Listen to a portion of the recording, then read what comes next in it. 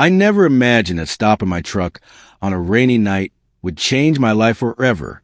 I was just a tire mechanic, a single dad trying to make ends meet, until I pulled a stranger from a wrecked car and unknowingly saved the CEO of my own company. What began as an act of kindness became a journey of love, healing, and second chances I never thought I deserved. Do you believe fate can rewrite even the hardest lives?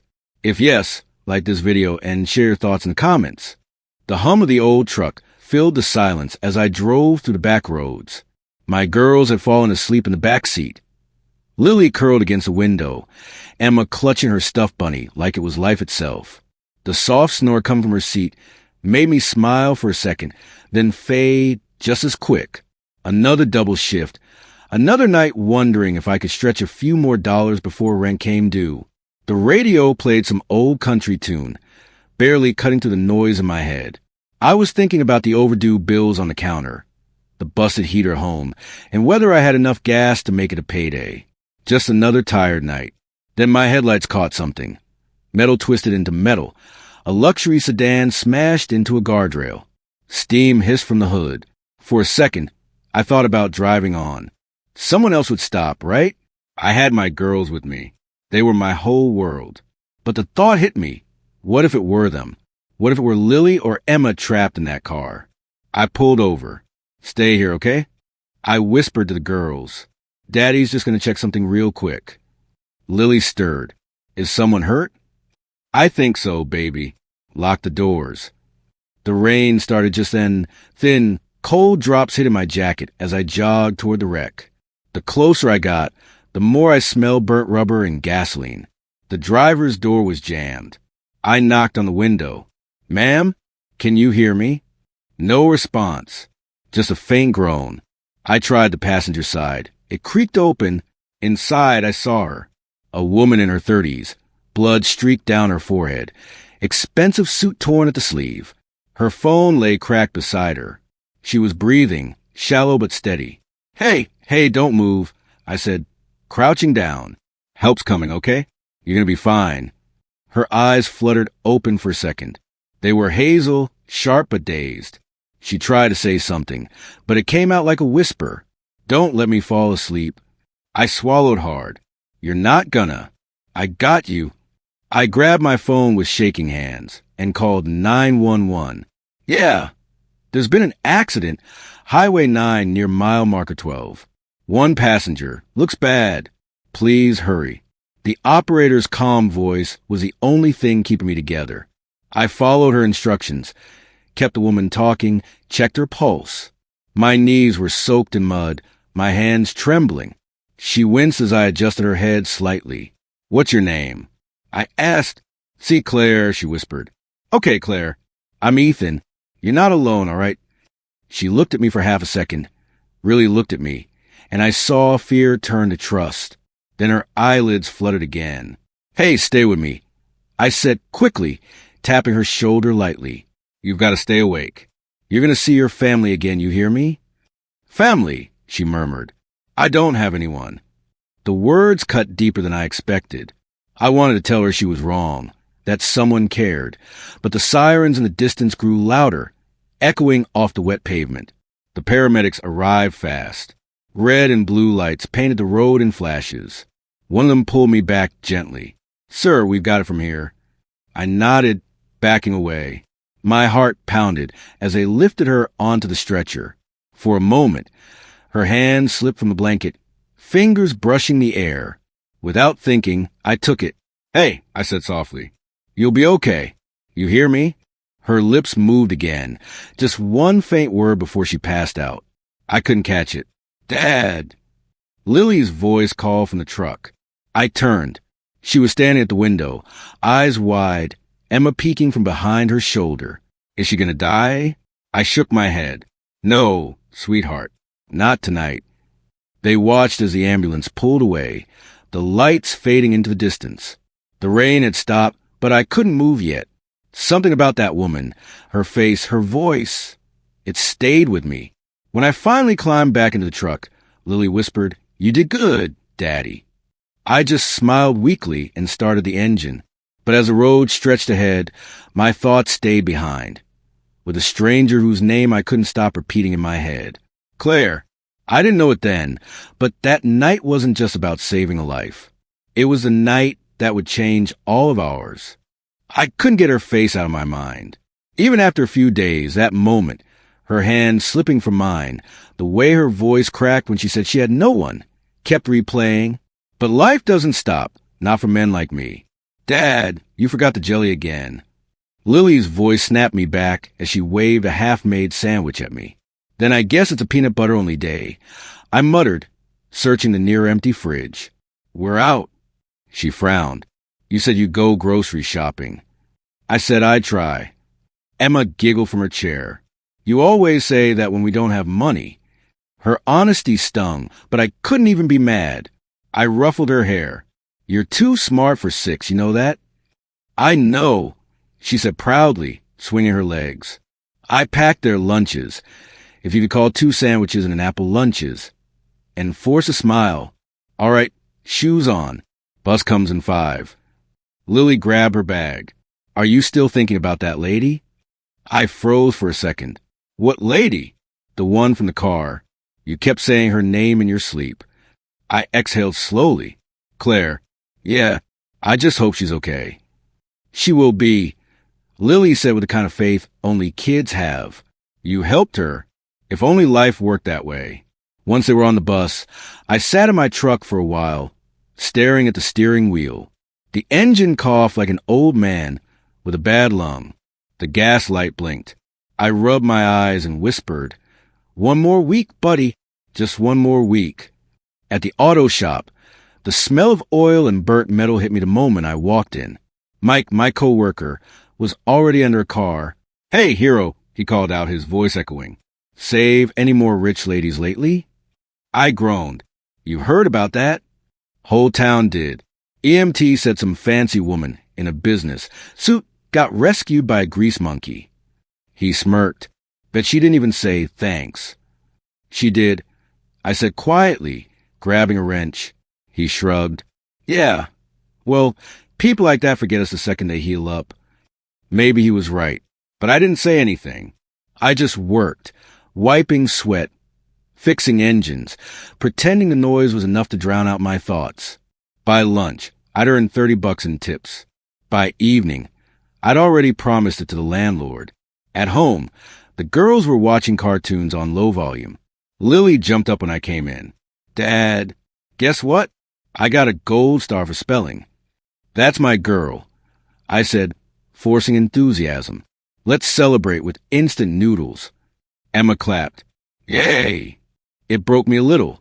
How easily they found joy in scraps. While they ate, I checked the mail. 3 envelopes. Rent overdue. Utility warning. Credit notice. I shoved them into the drawer before the girls saw. Daddy, Lily said softly, are we poor? The question hit like a punch. We're just figuring things out. I said, don't worry about money, okay? That's my job. She nodded, but her eyes said she knew more than she should. After they went to bed, I sat by the window, listening to hum of the fridge and the faint snores from their room. I stared at the streetlights outside and thought about Claire again. Why did I care so much about a stranger? Maybe because in that moment on the road, I saw myself in her, helpless, alone, one bad turn away from losing everything. I rubbed my hands over my face. Get it together, Ethan. I whispered, you can't afford to fall apart. Just then, my phone buzzed on the table. A known number. Hello? A woman's voice came through, calm but tired. Mr. Miller? This is St. Luke's Hospital. The woman from the accident. She's asking for you. My heart skipped. Me? Are you sure? Yes, sir. She said your name specifically. I didn't say anything for a moment. My throat felt dry. Sir? Should I tell her you'll come? I swallowed hard. Yeah, I said finally. Tell her I'll be there. And just like that, the weight of the week lifted, and something new began pressing on my chest. I couldn't sleep after that call. All night, I kept replaying it in my head. She's asking for you. Why? I wasn't anyone special. Just a tire mechanic who happened to stop that night. The next morning, I dropped the girls at school. Lily squeezed my hand before running off. "Tell the lady we hope she feels better," she said. "I will," I promised, though my stomach twisted the whole drive to the hospital. By the time I reached St. Luke's, my palms were sweating. I almost turned back twice. What if she didn't even remember me? What if I was just some awkward reminder of a bad night? The nurse pointed me to room 312. I knocked gently. "Come in," a soft voice said. When I stepped inside, I froze. It was her, Claire Dawson, the Claire Dawson, the woman whose name was printed on my paycheck, whose face stared from corporate posters in the garage. But she didn't look like the confident CEO from those photos. She looked human. Her hair was loose, a white bandage wrapped around her head, for tubes running from her arm. And yet, even sitting there, pale and weak, she had a kind of quiet strength that filled the room. "You came," she said, smiling faintly. "Yeah, I managed." Clear my throat. "The nurse said you wanted to see me." "I did." She shifted slightly. "I remembered your voice. You stayed with me until the ambulance came. I couldn't just drive off. Most people would have." I shrugged. "Guess I'm not most people." She laughed softly, then winced. "Careful, that still hurts." "Sorry," I said, and we both smiled at the awkward silence that followed. For a while, I just stood there, not sure if I should sit or leave. She gestured to the chair beside her. "Please sit. I don't bite." "Saturday, you look better." "I feel like I lost a fight with a truck," she said. "They say I'll be fine, though. Thanks to you." "Don't thank me. Anyone would have done the same." She tilted her head. "Would they?" I didn't have an answer for that. "So," she said after a pause, "what's your name?" I didn't get it that night. "Ethan. Ethan Miller." Her brows lifted. "Ethan Miller from Dawson Auto, right?" My heart skipped. Yeah. You know that place." She smiled faintly. "I own that place." I laughed nervously. "Right. Of course you do. Small world, huh?" "Too small," I muttered under my breath. She noticed. "You don't like working there?" I hesitated. "It's fine. Just trying to keep things running. Kids, bills, life." "You're a single dad?" "Yeah. 2 girls. Lily and Emma." Her expression softened. "You must be a good father. You stopped that night even though they were with you." "I couldn't just drive by," I said quietly. "They'd never forgive me if I did." She smiled, and something in her eyes changed, less CEO, more person. "I don't remember much from the crash. Just your voice. You said I'd be fine. You sounded so certain." "I was trying to convince myself as much as you," I admitted. She laughed again, gently this time. "Well, it worked." The nurse came in, checking her vitals, then slipped out again. The room fell silent, except for the soft beeping of the monitors. I didn't know why, but I stayed. We talked about her car totaled, my truck barely running, and how both of us lived on caffeine. She asked about the girls, their ages, their dreams. No one ever asked me those things. Not since her mother left. When visiting hours were almost over, I stood up awkwardly. "I should go. Don't want to overstay." "Wait," she said quickly. Her hand trembled slightly as she reached for her phone.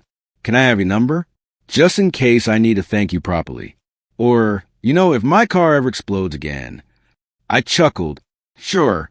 I gave it to her, trying not to think too much of it. She smiled, typing it in carefully. "Thank you, Ethan, for that night, for this visit, for being kind." "Get better soon," I said, and started toward the door. Just before I left, she called out, "Ethan?" "Yeah." I meant it. You saved more than my life that night. You reminded me there's still good people left. Her words followed me all the way down the hallway, sinking deeper than I wanted to admit. As I stepped outside, the cold air hit my face. For the first time in years, I felt something strange, like someone had actually seen me. I didn't know what it meant yet, but I knew this wasn't the last time I'd see Claire Dawson. I couldn't stop thinking about her after that visit. The way she'd smiled, the way she'd listened. It stuck with me like a song I couldn't turn off. Still, I never expected to see her again, not outside of company posters or paycheck slips. But life, apparently, had other plans. It was a cold, rainy evening when I heard the knock. I opened the door and froze. Claire stood there, soaked to the bone, clutching a paper bag of groceries. "Claire," I blurted like my brain needed confirmation. "Hi, Ethan." She gave an awkward smile. "I hope I'm not intruding." I stepped aside automatically. You found where I live?" "HR records," she said, half embarrassed. "I wanted to thank your daughters for lending me their dad that night." I looked down at the grocery bag. Milk, bread, cookies, fruit. "You didn't have to." I wanted to.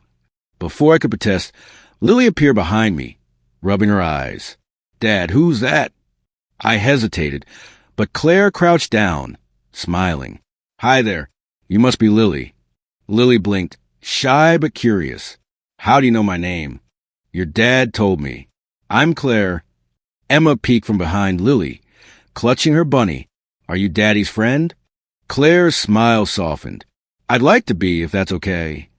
Emma nodded seriously. "Okay, you can come in." Just like that, the CEO of Dawson Auto walked into my tiny living room, tracking Rain onto the doormat I'd been meaning to replace for months. I tried to play it cool, but my hands wouldn't stop fidgeting. "Sorry about the mess," I muttered. We weren't expecting company. "It's lovely," she said, looking around. "It feels real." That made me laugh. Real's one word for it. Lily tugged at her sleeve. "Do you want some hot chocolate?" Claire grinned. "Only if you'll have some too." Next thing I knew, the girls were showing her their art projects at the kitchen table, while I boiled milk and tried not to look completely out of place in my own house. She glanced around, eyes landing on the cracked photo frame by the window. "Me with the girls when they were toddlers. You've done a good job with them," she said softly. I didn't answer right away. "I just try not to mess them up." She looked at me then, really looked. "You're doing more than trying, Ethan." Her voice was so genuine, it made something tighten in my chest. I turned away, pretending to focus on the mugs. When I handed her one, she smiled. Perfect. Marshmallows and everything.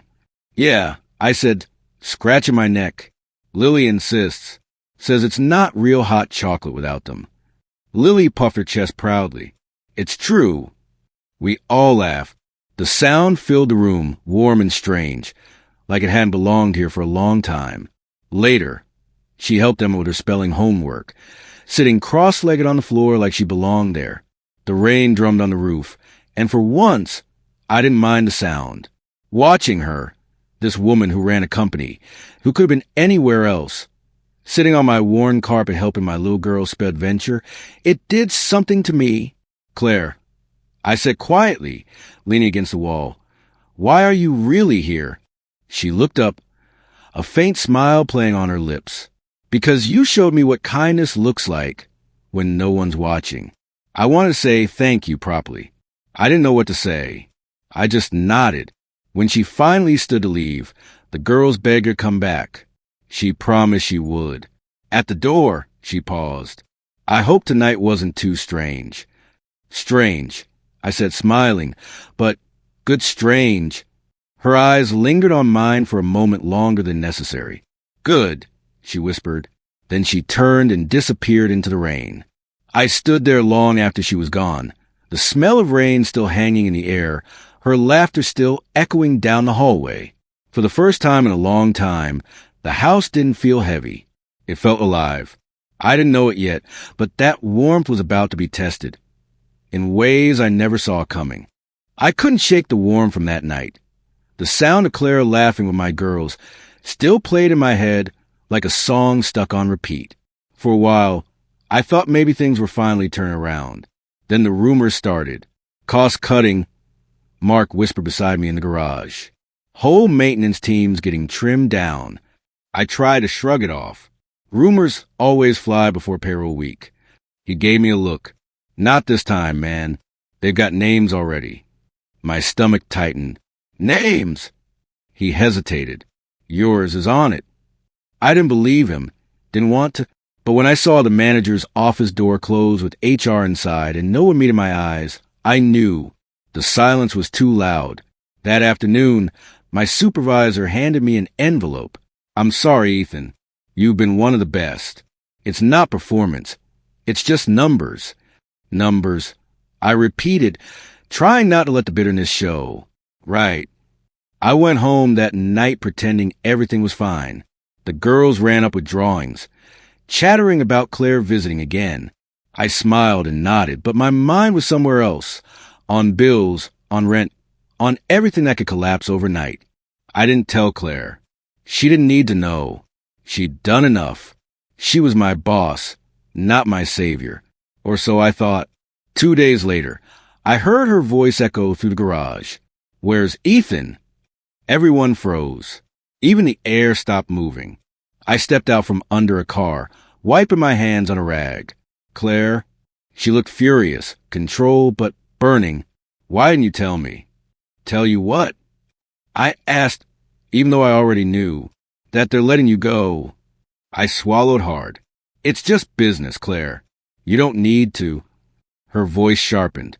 "Don't tell me what I need to do." She turned to HR, who stood by the manager's desk looking like they wanted to disappear. "You're firing a man who literally saved my life." "Ms. Dawson," the HR rep stammered, "it wasn't a personal decision. It's about loyalty and integrity," she cut in.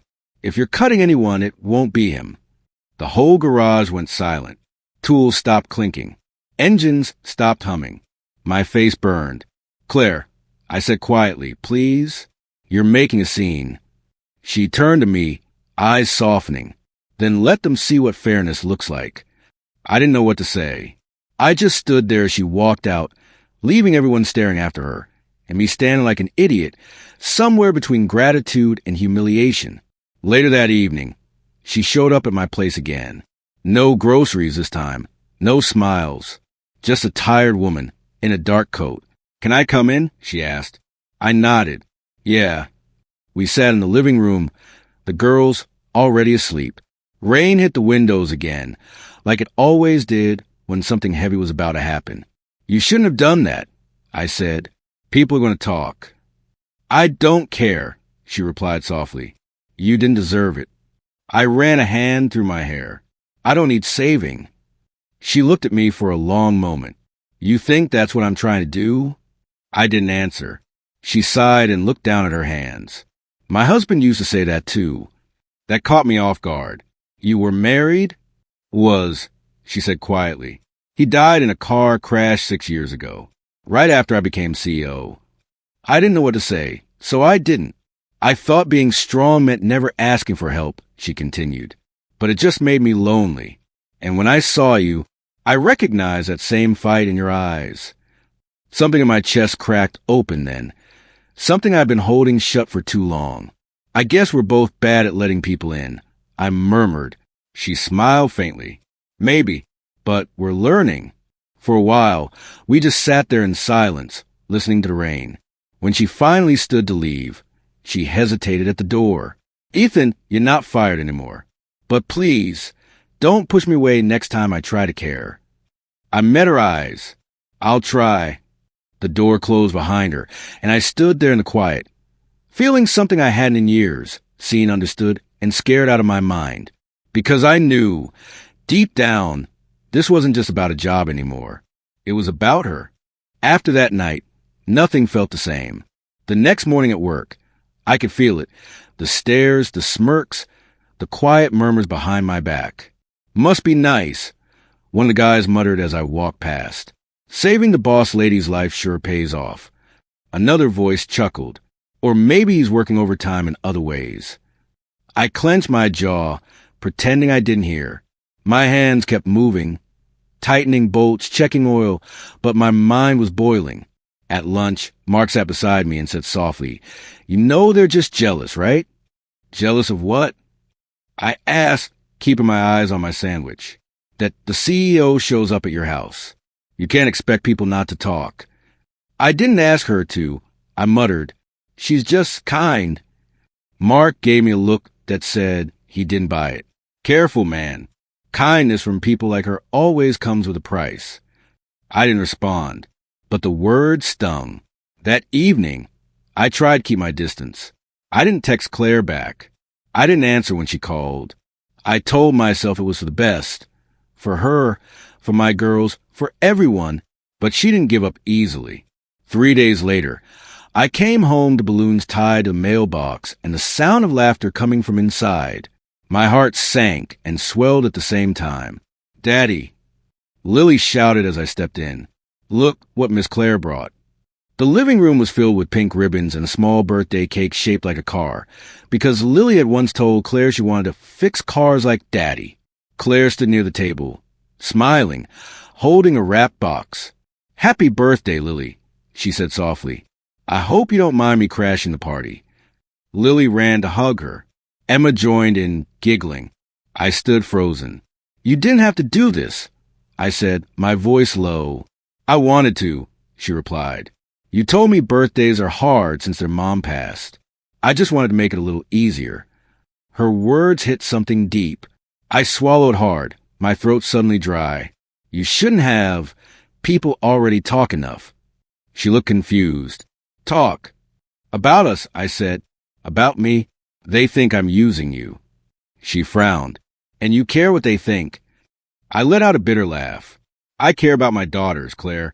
I don't want them whispered about at school, treated different because their dad got too close to someone he shouldn't." The girls were in the kitchen, singing over the cake. I lowered my voice. "They've already lost enough. I won't let them lose their peace too." Claire stepped closer, her expression soft. "Ethan, you're not doing anything wrong. You helped someone who needed it. That doesn't make you a bad father." I shook my head. "You don't get it.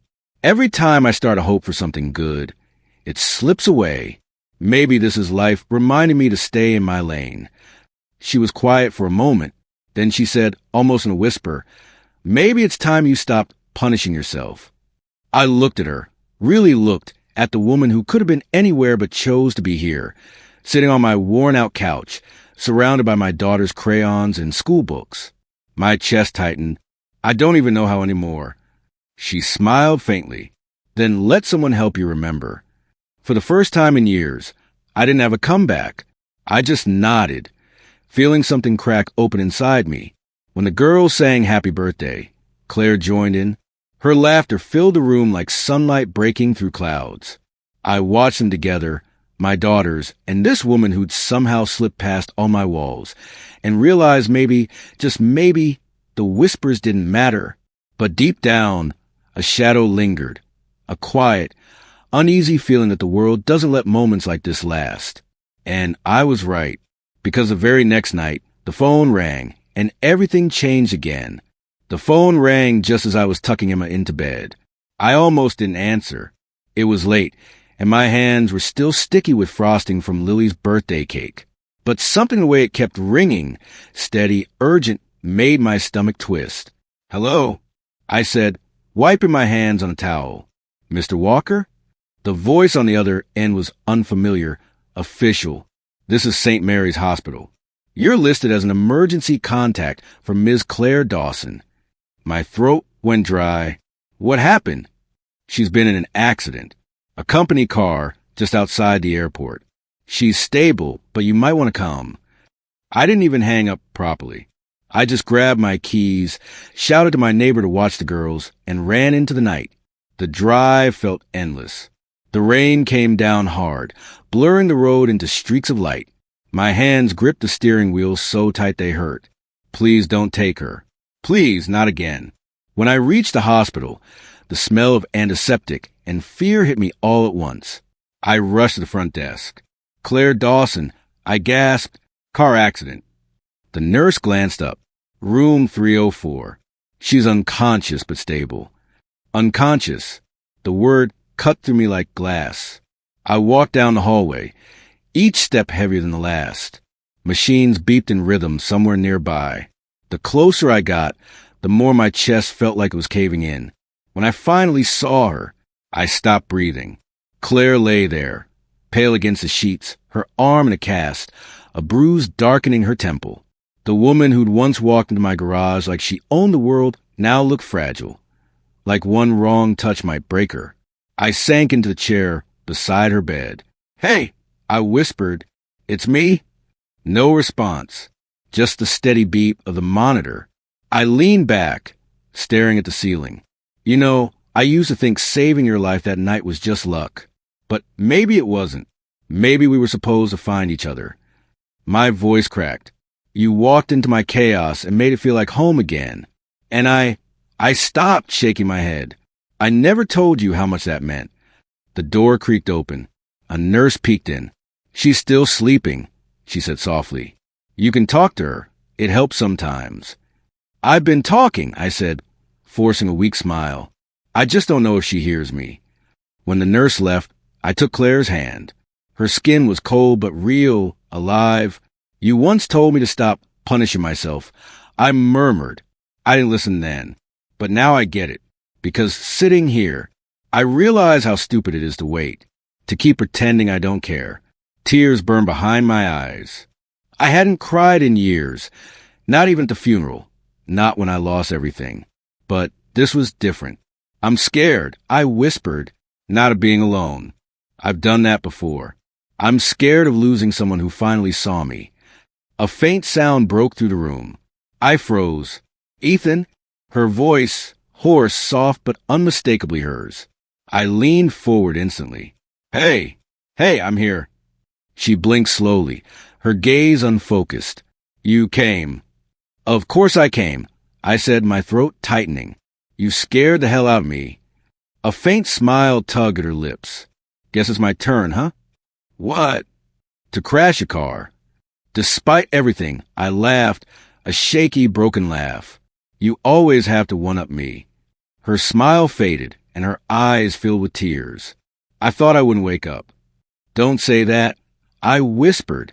"You're okay. You're here." She squeezed my hand weakly. "Why are you crying?" Because I hesitated, the words clawing their way out of my chest.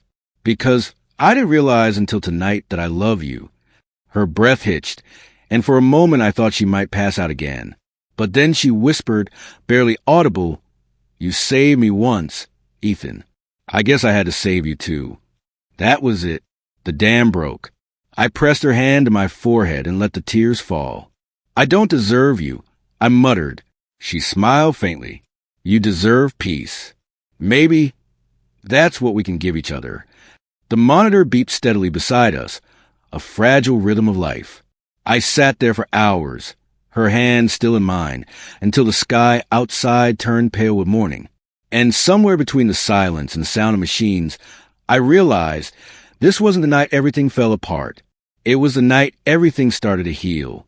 The morning light spilled through the hospital blinds that day, warm and quiet. Claire was asleep beside me, her hand still resting in mine. I hadn't moved all night. I didn't want to, because for the first time in years, my heart wasn't heavy. It was alive. That was months ago.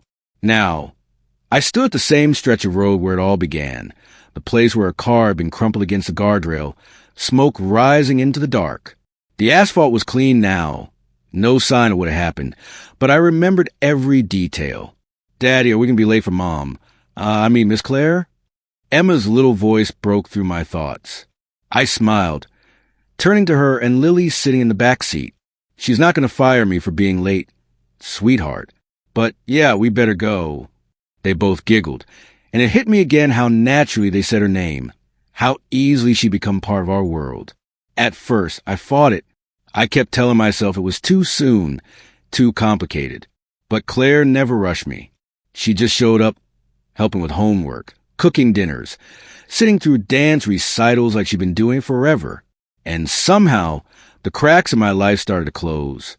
I still remember the day she came home from her final therapy session. She was walking stronger, color back in her cheeks. "Look who's finally free from the hospital diet." I teased. She grinned. "Don't mock me. You're the one who tried feeding me instant noodles 3 times a day." "Hey," I said, pretending to be offended. "The girls love my cooking." "Because they love you," she said softly, and for a moment, the room went quiet.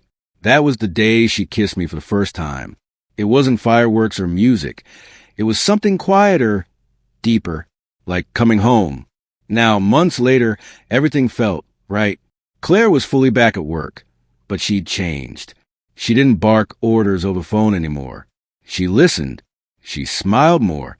She still scared half the boardroom, but she always came home for dinner. And me? I wasn't just a mechanic anymore. She'd pushed for my promotion to head technician, and I'd fought her on it, of course. You don't have to fix my life, Claire. I'd said. I'm not fixing it, she'd replied. I'm just giving you the tools. You're the one who knows how to rebuild. She always knew how to say things that stuck. When we pulled up to her house, Lily jumped out first, holding a bouquet of flowers we'd picked up on the way. Miss Claire, we brought you these. Claire stepped out onto the porch, smiling wide. You did? For me? Emma nodded proudly. Daddy said today's special. Claire looked at me, a teasing glint in her eye. What's today? I rubbed the back of my neck. The day I met you. Well, technically, the night I found you half conscious on the highway. Romantic, she said, laughing. I grinned. Hey, some people meet in cafes. We meet in near-death experiences. She walked up and touched my arm gently. Still the best thing that ever happened to me. The girls ran inside, leaving us alone by the car. The air was cool, the sun starting to dip. I glanced at the road behind us, that long stretch of asphalt that had changed everything. I used to think life just broke me for fun. I said quietly. Took everything, my wife, my peace, my pride. But now, she asked. Now I think it broke me so you could find me. She didn't say anything. She just reached for my hand, her fingers fitting perfectly between mine. We stood there, both of us staring down the road like it was some strange, beautiful ghost from the past. And for the first time in years, I didn't feel like I was surviving. I was living. The girls' laughter drifted from inside, filling the air with warmth. Claire leaned her head against my shoulder, whispering, You know, Ethan, I think you rescued more than one person that night. I smiled, tightening my grip on her hand. Yeah, I think you did too. As the sun slipped behind the trees, I felt it. Peace. Real quiet, lasting peace. Sometimes, life wrecks you just so you can meet the people meant to rebuild you. And that night on the road, that wreck gave me a second chance at family.